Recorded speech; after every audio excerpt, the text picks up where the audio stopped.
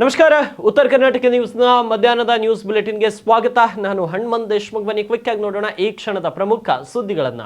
ಬೀದರ್ ಜಿಲ್ಲೆಯ ಬಸವ ಕಲ್ಯಾಣ ನಗರದಲ್ಲಿ ಜನವರಿ 11 ರವಿವಾರದಂದು ಬೃಹತ್ ಹಿಂದೂ ಸಮ್ಮೇಳನ ಕಾರ್ಯಕ್ರಮ ನಡೆಯಲಿದ್ದು, ನಿನ್ನೆ ಮಂಗಳವಾರ ಸಂಜೆ ವೇಳೆ ನಗರದ ಬಸವೇಶ್ವರ ವೃತ್ತದಲ್ಲಿ ಕರಪತ್ರ ಬಿಡುಗಡೆ ಮಾಡುವ ಜೊತೆಗೆ ಪ್ರಚಾರ ವಾಹನಕ್ಕೆ ಹಿಂದೂ ಸಮ್ಮೇಳನ ಆಯೋಜನೆ ಸಮಿತಿ ವತಿಯಿಂದ ಚಾಲನೆಯನ್ನು ನೀಡಲಾಯಿತು. ನಂತರ ಅಂಬೇಡ್ಕರ್ ವೃತ್ತದಲ್ಲಿ ಪ್ರಮುಖರಾದ ರವಿ ನವದಗೇರ್ಕರ್ ಮಾತನಾಡಿ, ಭಾನುವಾರದಂದು ಮಧ್ಯಾಹ್ನ 1 ಗಂಟೆಗೆ ಬಸವ ಕಲ್ಯಾಣ ನಗರದ ಕೋಟೆಯಿಂದ ಅಕ್ಕಮಹಾದೇವಿ ಮಹಾವಿದ್ಯಾಲಯದ ಆವರಣದವರೆಗೆ ಭವ್ಯ ಶೋಭಾಯಾತ್ರೆ ನಡೆಯಲಿದ್ದು, 4 ಗಂಟೆಗೆ ಸಾರ್ವಜನಿಕ ಕಾರ್ಯಕ್ರಮ ನಡೆಯಲಿದೆ. ಹಾಗಾಗಿ ಸಹಸ್ರಾರು ಸಂಖ್ಯೆಯಲ್ಲಿ ಜನರು ಭಾಗವಹಿಸಿ ರಾಷ್ಟ್ರ ಕಾರ್ಯಕ್ಕಾಗಿ ನಡೀತಾ ಇರುವಂತಹ ಈ ಒಂದು ಸಭೆಯನ್ನು ಯಶಸ್ವಿಗೊಳಿಸಬೇಕು ಅಂತ ತಿಳಿಸಿದರು.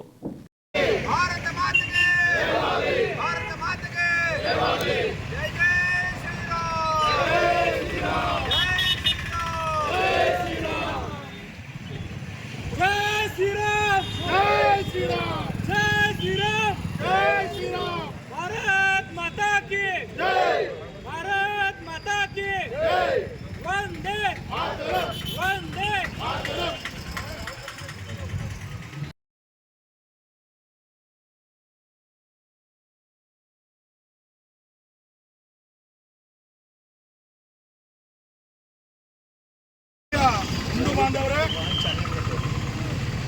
ದಿನಾಂಕ 11